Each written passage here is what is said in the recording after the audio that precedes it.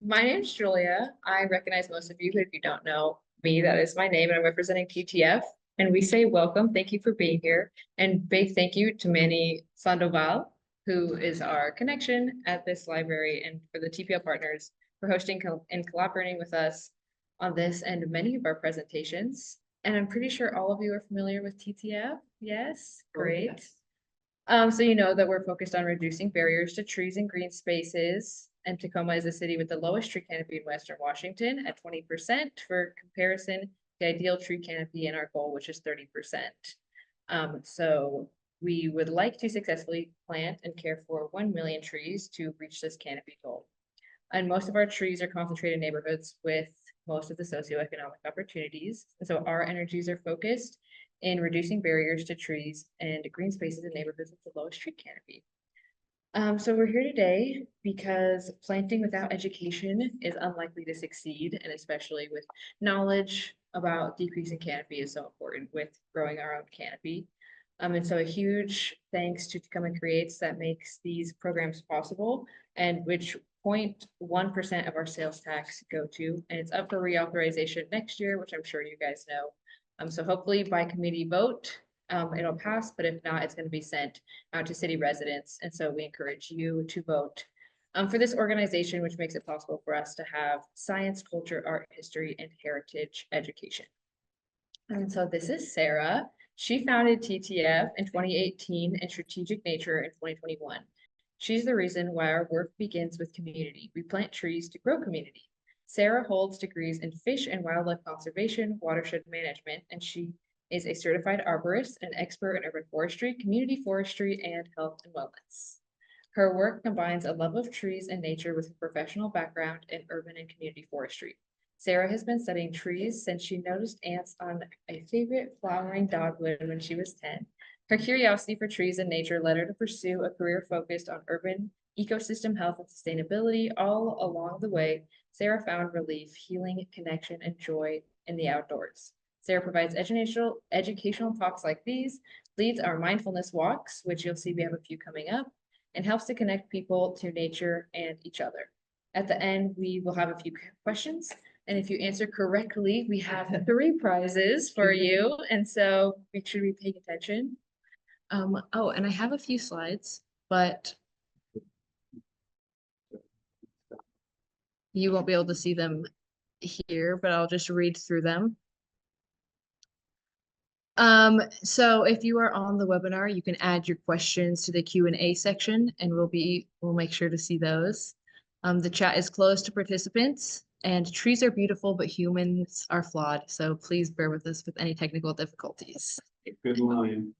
And I'll let you guys know about the upcoming events we have at the end. Great. Without further ado, Sarah Lowe. Okay, well, we're here to talk about ongoing loss of tree canopy cover. It's a little depressing, but I think there's it's important. It's important information, important for us to talk about what's working and what's not working. We do have a Zoom going right now. Hi, if you're on Zoom, there's at least one of you. And so I'll look over here once in a while too, so that they're not lonely. All right, so thank you for coming. As Julia said, glad to see you here.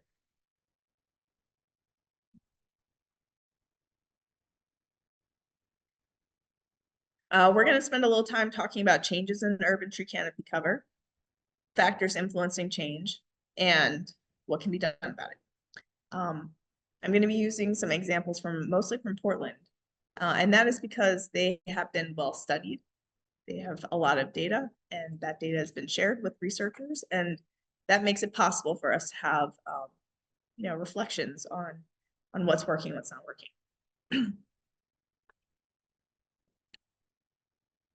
Always important to be reminded that we are a increasingly urbanizing Earth, that people are moving towards cities, and then those cities are also growing. We expect 2.5 billion people will live in cities by 2050. And meanwhile, we know that the Earth is getting warmer. And that means that those urban heat island effects that we've talked about in the past, this idea that that urban areas are warmer than the rural and forested areas around them. These urban areas will be 1 to 7 times hotter, and then nighttime temperatures will be, degrees, 2 to 5 degrees hotter in the evening in the summer. Hottest days will be even hotter. And we know that tree canopy can help with that. Trees have something to do with how warm and comfortable it is in our cities. So we're going to get into that a little bit more. And before we do, I wanted to talk a little bit about how we measure canopy cover. I'm just going to kind of gloss over this a little bit, but I'm going to talk about some fancy stuff in a light way. One is LiDAR. LiDAR is this technology used to fly a plane over an area. You shoot down these little lasers and measure how long it takes for the laser to get back. When you get all that information, you end up with this 3-dimensional pixelated dots, basically a dot matrix of all the different places that these points hit. So that means canopy too. You can basically show where all these trees are. That can be turned into 2-dimensional imagery.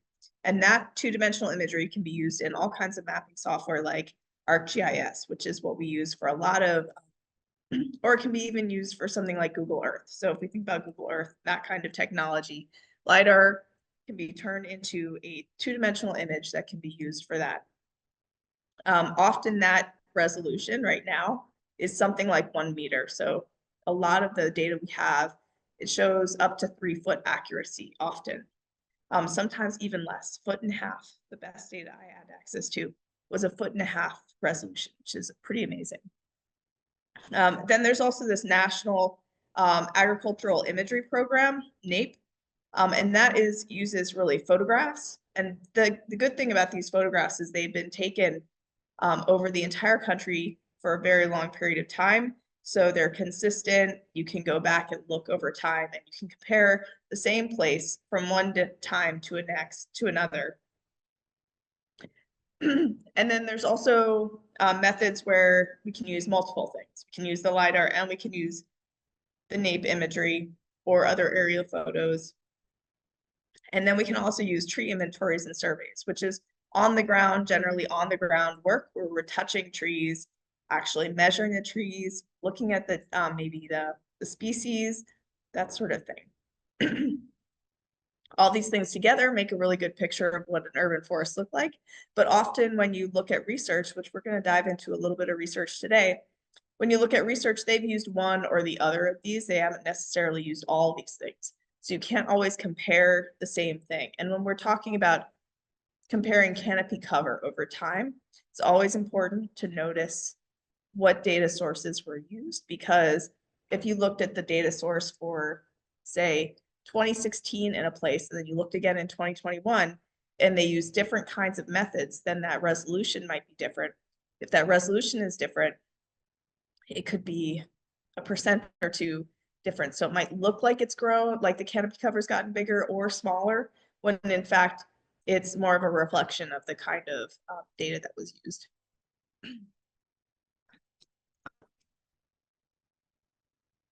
Okay, I'm gonna do a little storytelling here.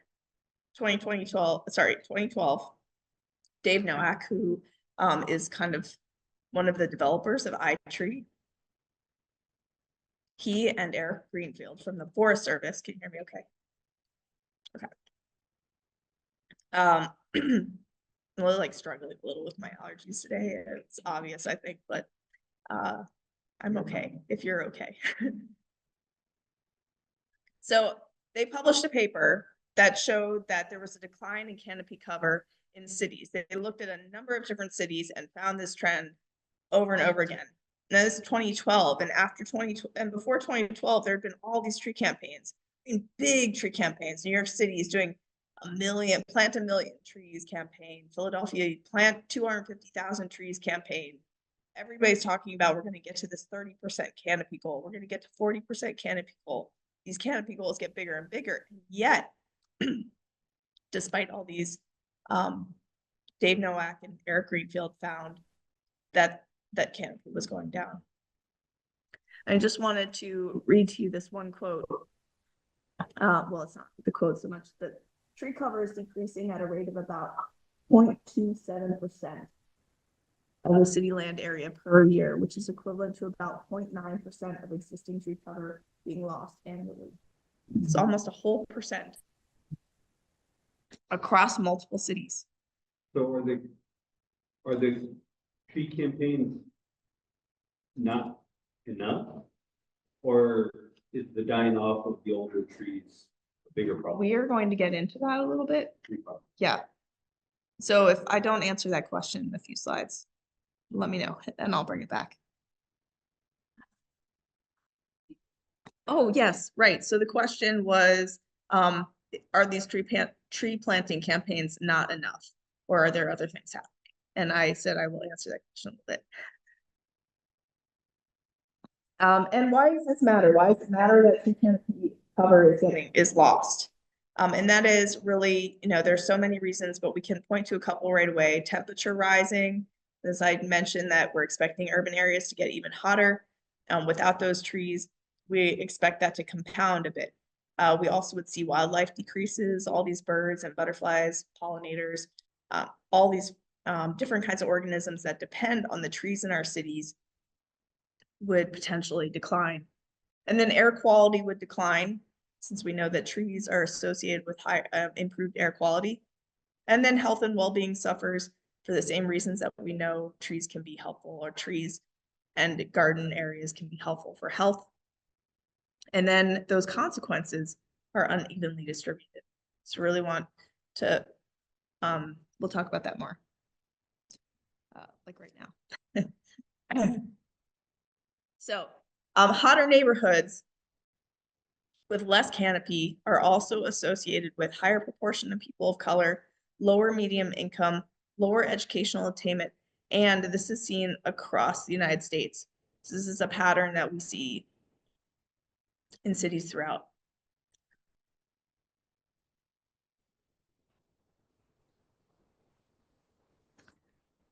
And I'll just let that like cogitate a little. It'll just kind of hang there for a little. And we ask the question, why are we losing canopy despite all these tree plantings efforts? Well, maybe it's pests and pathogens. Like maybe it's, we worry a lot about all these pests that come in through, here we are in Tacoma, we have a port. That port brings in lots of pests and pathogens. So I thought I'd tell a little story. Don't read ahead. In Massachusetts, Worcester, Massachusetts in 2008, there somebody was sitting in their backyard, a community member. They looked up at a tree. They saw a big insect, black insect with white spots, big giant antennae. And they thought, that's weird. Never seen that before. And they were able to collect the specimen off the tree.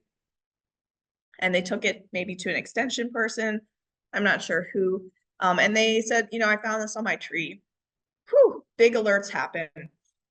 Discovery that Asian longhorn beetle had come to Worcester, Massachusetts. This is a huge deal because Worcester, Massachusetts is part of New England, and some of the most valuable maple syrup production is happening in New England. And Asian longhorn beetle especially likes those sugar maples.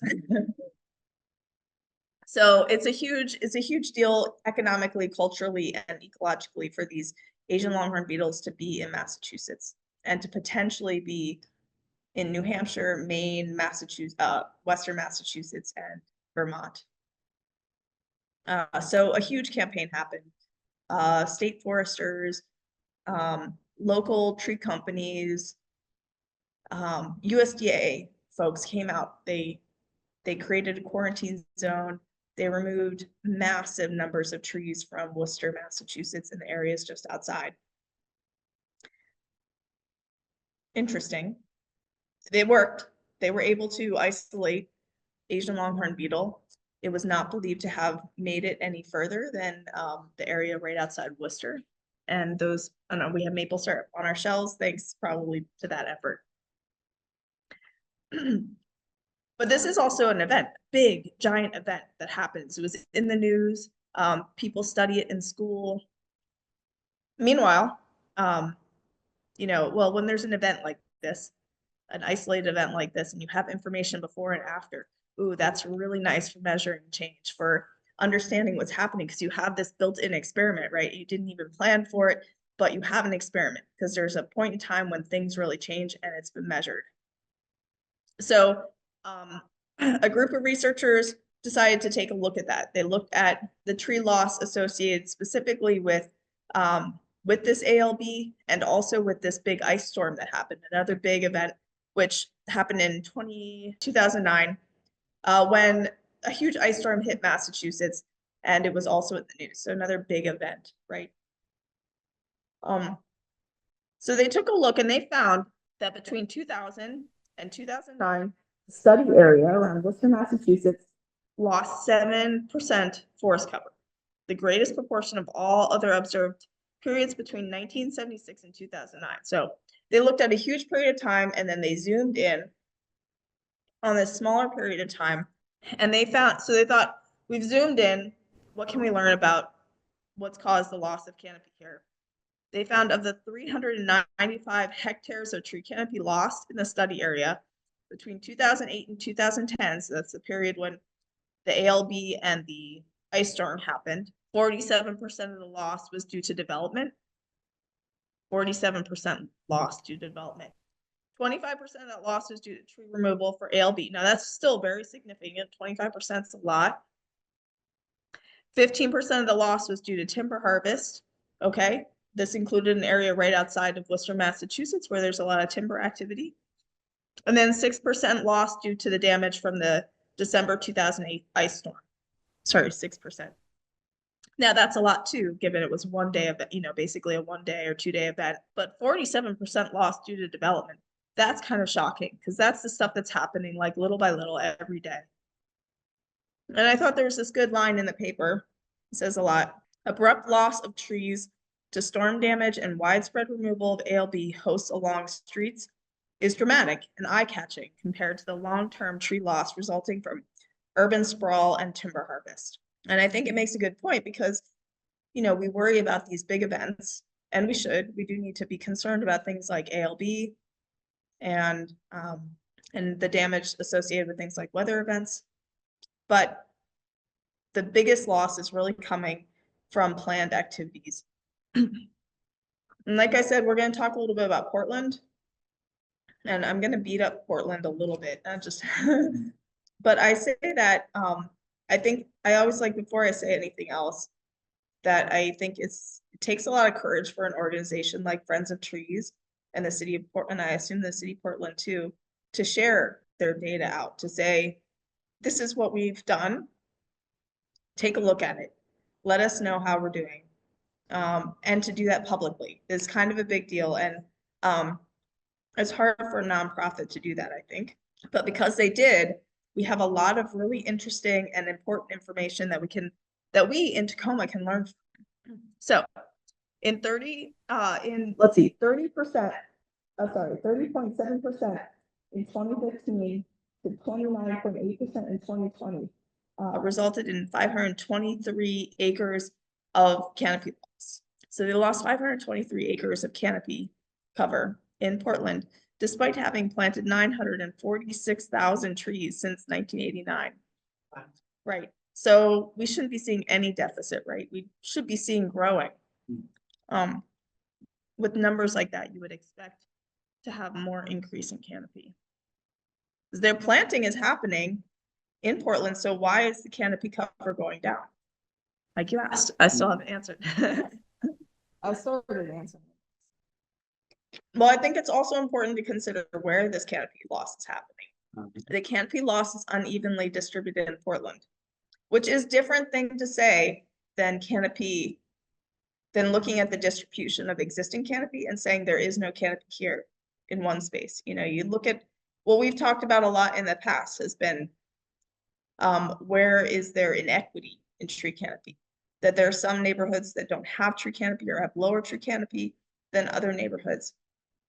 It's a different thing when you talk about change and you're talking about loss.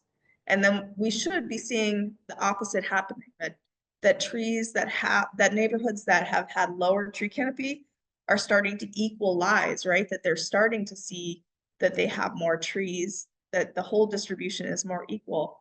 But the loss in tree canopy is uneven as well. It's not just that neighborhoods. Yeah, I'll just leave it there for a second. Canopy loss is uneven, and this is a change in the way that we're talking or communicating about what's happening or understanding what's happening with tree canopy. So census block groups with higher levels of existing canopy gained or maintained canopy. This is in Portland. But areas with less canopy lost canopy. I'm just going to say that again a second for emphasis. Census block groups with higher levels of existing canopy gained or maintained canopy, but areas with less canopy lost canopy. Those areas that lost canopy were more likely to have increased density and population growth and higher proportion of non-white populations. So what we're seeing is that these trends that we were worried about, and trends that we started recognizing and acknowledging, have actually gotten worse and amplified. Despite, in the same way that we have lost canopy despite our tree planting goals, we have reduced equity despite our efforts to create equity. Area with, and this is in Portland again, lots of credit to Portland for sharing this data. Area with less tree loss also had higher or increasing median incomes. So we're seeing like an income related pattern as well. So why is tree canopy cover decreasing and inequities persisting? Okay, so there's quite a lot of researchers focusing on Portland, and one of them found that people who have street trees were more likely to agree to plant more trees. This is really important, actually makes it, if we think about, okay, so somebody has trees in their neighborhoods, and they're like, yes, we need to keep these trees, we value them, we appreciate them, we know it's worth it. But if you were on a block that never had any trees, then it might be even harder to become a block that does have trees. Yeah, so that's a critical there. Empty planting spots were not significant. What? Excuse me. Sorry, allergies, it's a mess. Empty planting spots were not significant. In other words, available planting space was not the limiting factor. We often thinking when we're like all about tree planting, we need to find the available places to plant. But in Portland, they found that wasn't actually the thing that was the issue. There were places to plant. There were places to plant in spaces where there was low canopy. That wasn't the thing keeping the canopy from growing or keeping people from participating in tree planting. Tree planting programs, this is a generalization here.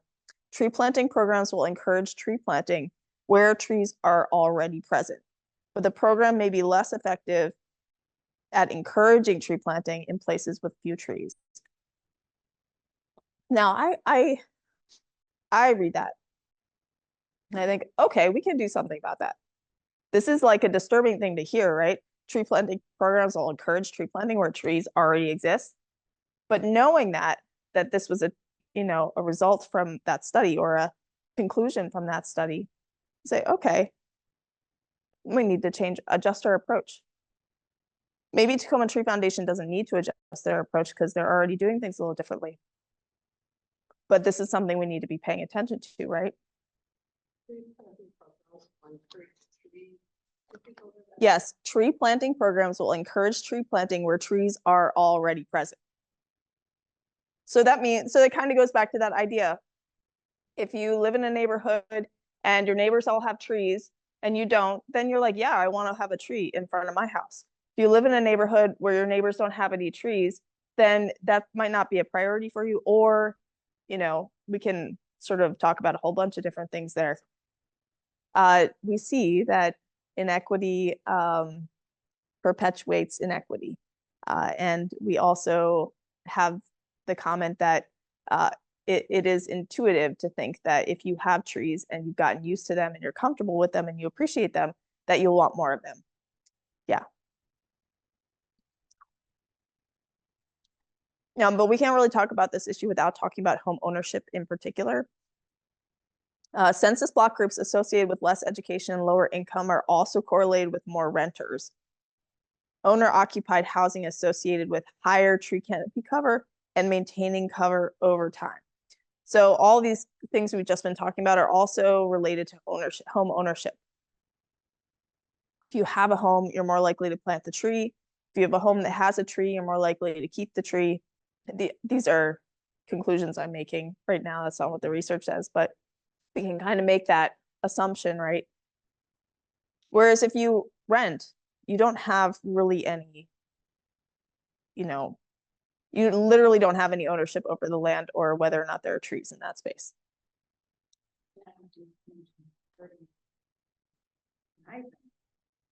Yeah. There's a comment in the room that that renters might be mowing, and they might tell a landlord if there's something wrong with the tree, but if they wanted to have a tree on the property, they'd have to get permission from the landlord, and the landlord might ultimately feel like it's the cost associated with caring for that tree is too high, or that it might mean a increase in rent. So we're getting into that too. So residents do, according to one research study, again in Portland, residents do consider maintenance costs and time in tree planting choices. In this one study, they found that respondents recognized financial burden and maintenance when considering trees, so much so that they consider the maintenance over ecosystem services, which is interesting because so often in urban forestry, we talk about all the benefits of trees. Well, don't we know that they cool? Don't we know that they improve wildlife, that they help with stormwater, all that stuff?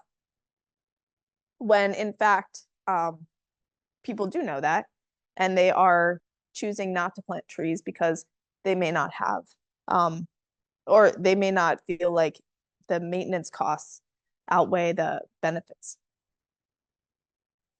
Again, we started this conversation talking about development, the role development was playing in canopy loss. So wanted to go on to say that that has also been looked at in Portland. We're talking about Portland for a little bit here. Residential turnover, such as housing ownership, contributed to canopy loss. Property turnover associated with more canopy cover loss and fewer housing sales associated with less canopy cover loss.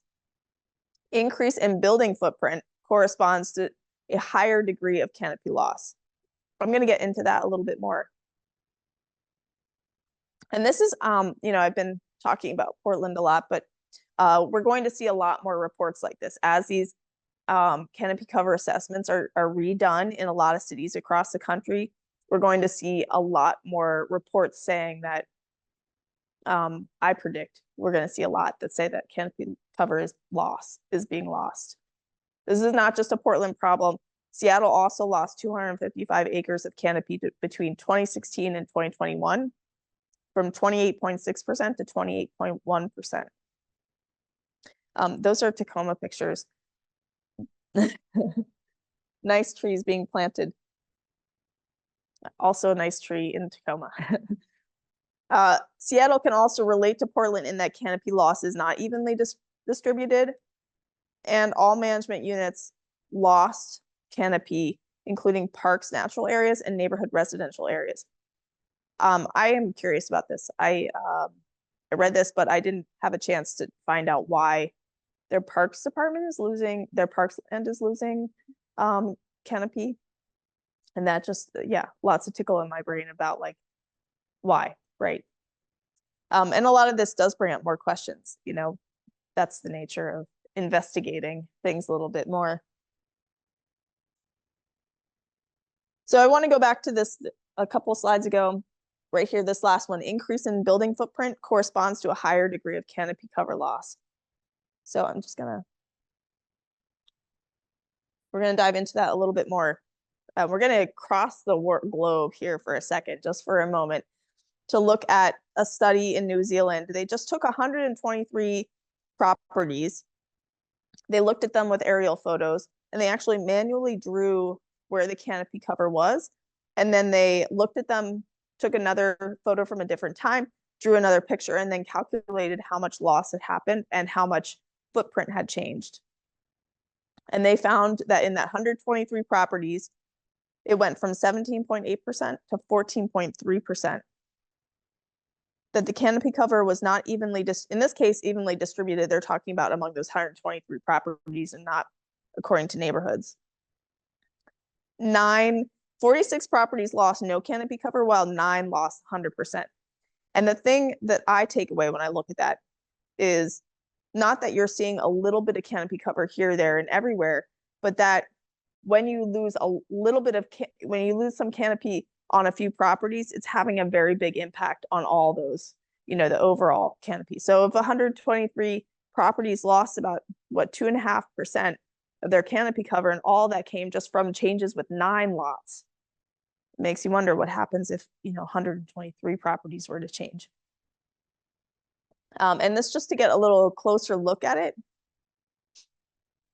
I don't know how well you can see this, but you can see they kind of, let me see where I put my finger. Okay, right there.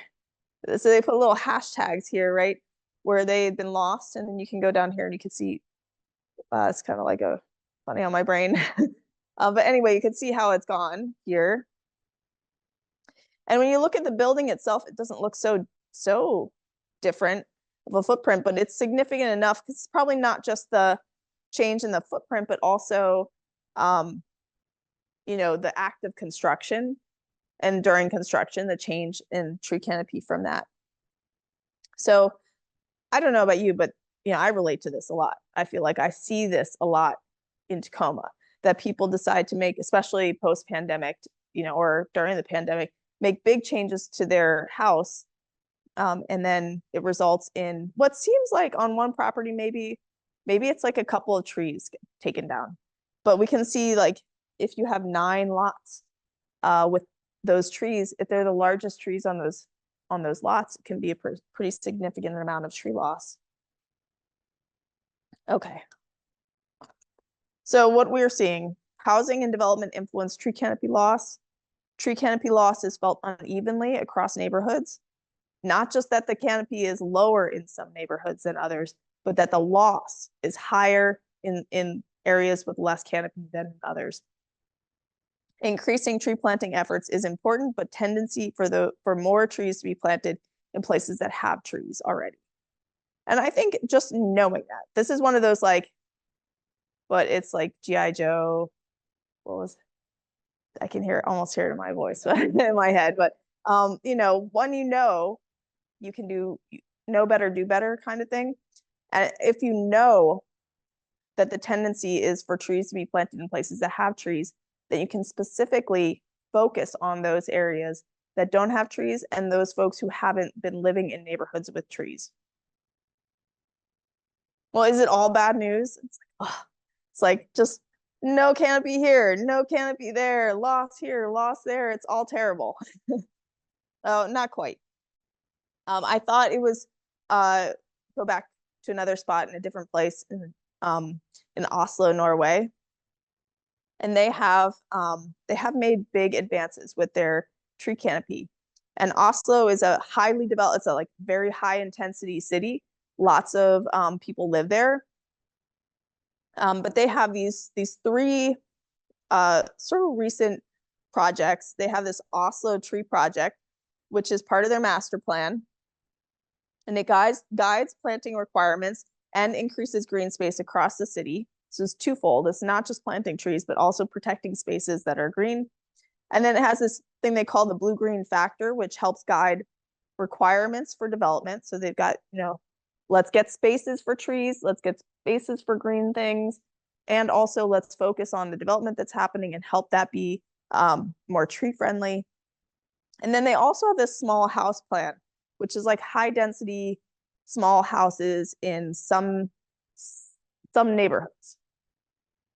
And the idea is that it's supposed to protect trees. And one, yeah, I'll just go there.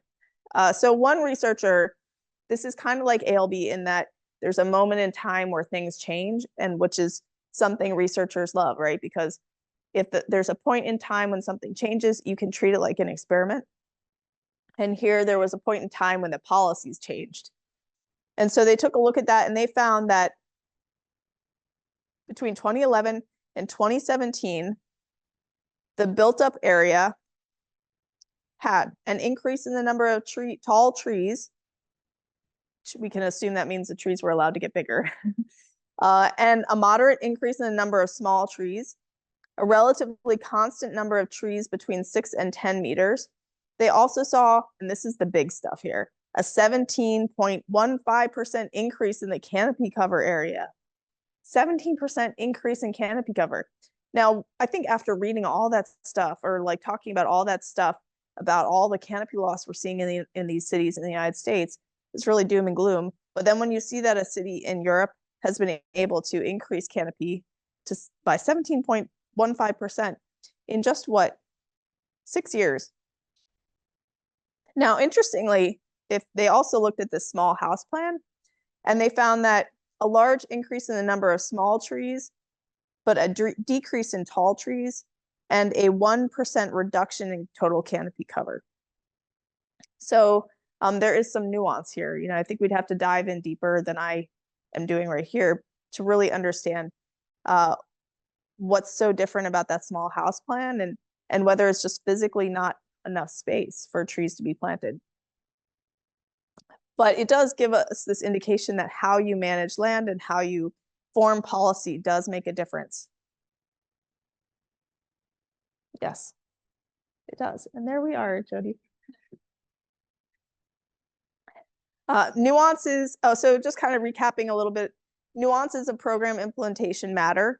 Policy does influence tree canopy change, and tree canopy can increase with urbanization. So there really is not this housing versus trees, but that there's a lot of nuance, and probably, you know, it's sort of leveling up our policy making in order to protect trees while having housing. So what can we do as like community members, as urban foresters, as professionals in the world of trees?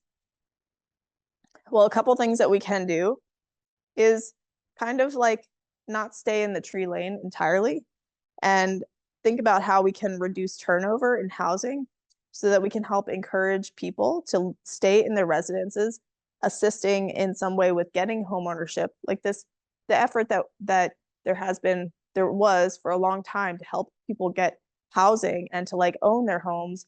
It does matter for our tree canopy too. It's, you know, there's so many good things about that. Protect open space, particularly around multifamily housing. So if we're creating that increase in housing, how do we also protect the trees around them, or protect open space around them so there's space for trees? Preserve large shade trees. That's a lot of what they did in Oslo, is really protect the large trees. And they've made a lot of policy choices around how they protect those large trees. And then I didn't get into the research around this, but one of the papers that I was looking at when I was kind of thinking about this topic, they really found that who the canvassers were in the tree planting efforts mattered. That some canvassers were very effective, and others were not, and that and we can kind of make, I mean, like bring my own experience here, that how people talk to somebody matters. Like we all know that, right? But when trees are treated like a used car that we're trying to sell people, it doesn't go over well with community members. But when canvassers are really trained to make connection, to build community, regardless of whether they're saying yes to the tree, you just get a lot more benefit from that. And so while they didn't talk about they talked about why certain canvassers were more effective insofar as it was about connection. There was a lot of conversation in that paper about connection, and canvassers being able to connect with the audiences. In some cases, because they lived in the neighborhood, that they were from the neighborhood. Improve local policies to support preservation of tree canopy cover.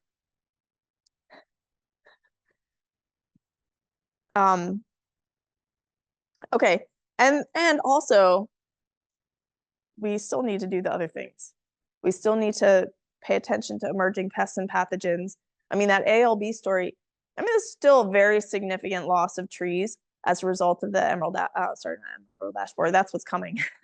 Emerald ash borer, which might not be as significant in Tacoma as it will be in other parts of the Pacific Northwest, but there are always pests and pathogens coming that we need to kind of prepare for. And then impacts of climate change. We know that it's harder to grow trees now, established trees, than it was before. And then we still need to manage tree risk. That's not going away. Trees age, they need to be cared for as they age, and they need to be removed when they get to be dangerous. So I just thought I'd bring up one. I really wanted to show you a video, but my computer is not it's not on board right now. But I will just tell you about it a little bit. In St. Louis, and maybe you've heard of it. In St. Louis, they've created something called Treesilience. It's part of a Nature Conservancy program. Or Nature Conservancy helps support this for some groups in St. Louis. And part of what they're doing, a big part of this program, is about removing hazardous trees. It's not about, they're not coming first with the tree planting. They're coming first with, let us help you take care of this big hazardous scary tree in your backyard or your front yard or your right of way. And they come in with tree care companies. So people know what they're doing. They've got all the right equipment and they remove those trees. And then part of this arrangement is, and also we will help you select 3, 4, 5 trees to plant in exchange. Not in exchange, but it's really like the expectation is we'll remove the trees and we'll also help you decide on a few more plants to put in. Ultimately, they could end up with an equal amount of canopy over time, maybe even more with these increased trees. But it's also very community forward, right? It's like putting the needs of the community first. This same program, Treesilience, the Nature Conservancy helped Kansas City do a Treesilience project also. And in that case, they were dealing with emerald ash borer. Emerald ash borer, if you're not familiar, is a little green insect that comes in and it bores these galleries on the inside of the tree. So many galleries that it girdles the inside of the tree, but you don't always see it right away. It takes a little time before the tree, it can still have leaves on the top and then before it dies, but it dies so fast. When you start noticing the dieback, it could be within 2 years that the tree is a completely dead tree. And the thing about ash trees is that when they die, they kind of topple like this. They just come like they fall straight from the ground, just so hazardous. It's terrifying. And what happens with emerald ash borer is you end up with a lot of trees in a community that all die at the same time, pretty much. So Kansas City ended up in this situation where they had a lot of dead, large, beautiful ash trees that needed to be removed. And they were in the house, they were next to houses. So people were very worried about it. But it was maybe $8,000 a tree to remove those giant ash trees. So having support like that, it makes it a lot easier for people to say yes to trees when they have help taking care of something so significant as a big scary dead tree in their yard. As for Tacoma in general, we can be expanding partnerships, prioritizing, protecting, and caring for existing trees, incorporating climate change impacts into planning, implement strong regulatory framework. It's kind of a synopsis of all the things coming from, response to all this canopy loss. And then, what can Tacoma Tree Foundation do? Yeah, sure, for sure. The question is, how is the communication with Parks Tacoma? And I feel like Lowell is a better person to talk to about that, or to talk about specific partnerships. Or do you want to talk? Well, come over. Or I guess I mean I think that Lowell is on here, so we could pull on him here. we do. Here, far we'll as- switch. We did a planting we're in 2025, so 2024 in September, and then one at the beginning as well with Parks Tacoma on Parks property at Wapato and at Roosevelt Park last year. That's a great answer, Julia. Okay. Yeah, so we are in communication and do partnerships with them. I mean, both of those were corporate plantings. Okay. So corporations who are trying to give back to their community are then connected with a nonprofit and parks. Great. Did that satisfy? Yeah. Okay. Oh, and Lowell has more to say. We are always eager to partner more with Parks Tacoma, and giving feedback on their urban forestry plan. Okay, so what can an organization like Tacoma Tree Foundation do, given everything we learned about Friends of Trees in Portland and what, must have been really upsetting things to hear? I think continue to build community and share resources with people throughout the city, paying special attention that resources are getting to those folks who have lived in low canopy neighborhoods for the long term. Document and discuss what's working and what's not. Select high quality canvassers and train them to build connection. Now, so far, and I'm totally biased here, but so far, Tacoma Tree Foundation's been doing a great job at all those things. And I think what we learned from Portland is that it matters. That these things like building community, these things like really taking the extra time to get to know somebody who lives in a neighborhood who maybe isn't as well connected to Tacoma Tree Foundation or to the tree resources that are available through the city. It matters. That who shows up at the door and knocks on the door and how they treat community members really makes a difference. And so things that might, in a different place, in a different organization might seem like taking too much time with people or I mean, I don't even like thinking about it that way because I feel like, that time, it pays off. And I think that there are a lot of other examples like Detroit. I didn't really get into that at all, but Detroit was also studied because they had a tree planting campaign. They went out and they went door to door, basically asking people if they wanted trees. A lot of people said no because they didn't trust the people who were asking them if they wanted trees, because they felt like in some cases, like they didn't know that those trees were going to be taken care of, and they really cared how their neighborhood looked and felt. And while healthy, beautiful trees might have been desired and desirable, dead trees was not. Dead, uncared for trees was not. So, people are paying attention. They're paying attention to things like how much it costs to take care of a tree. They're paying attention to what's the situation with the trees on their block already. Are they hazardous trees being removed? So yeah, I've sort of given you some homework now. How can organizations or agencies share opportunities for tree planting and information about tree protection and retention with community members? So I just thought, I have you here.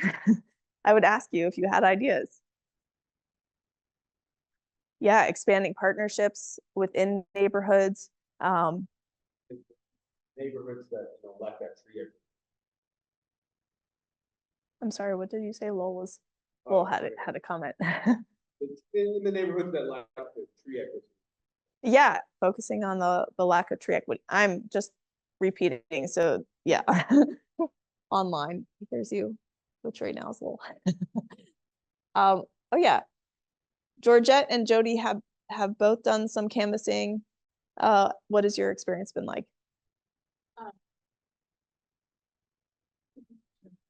Great. Okay. Well, it sounds like ultimately a positive experience though, and that you ran across a lot of people who were homeowners. Yes. I'll just share that back, that you found that there were people who were really into it and completely supportive and prepared to plant, and others who were like already kind of full of responsibilities and could not handle one more thing, even if it was just watering a tree. Maybe later. Okay, maybe later is good. Yeah, I mean, so the comment is that a lot of homes, especially in Hilltop, are being purchased by investment real estate companies. Yeah, and I mean, yeah, what does that mean for Hilltop or for other neighborhoods that are experiencing that? Do we have policy that protects neighborhoods from like too much of that investment? Does that investment lead to more development or to more rentership? How do we help support Hilltop be a thriving community with trees? Yeah, so what I heard is giving canvassers some kind of cheat sheet that helps them communicate perhaps like responses to fear, but I'm also hearing like how to navigate risk and how to understand the risk associated with different trees and different kinds of states of life, I guess. Yeah. And then let's see, we have a few online. Oh, can't hear any. Okay, Nina, I'm trying to repeat what's said in the audience, so it may require a little, this might be a little delay.